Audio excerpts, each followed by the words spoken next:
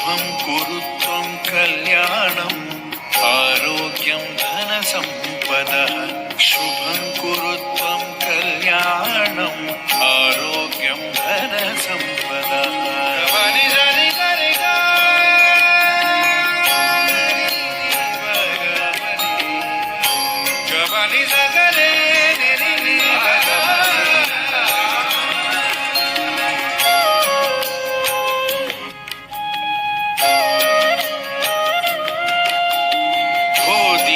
ब्रह्मरूपस्त्वं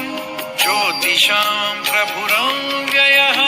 भूदीप ब्रह्मरूपस्त्वं ज्योतिषां प्रभुरव्ययः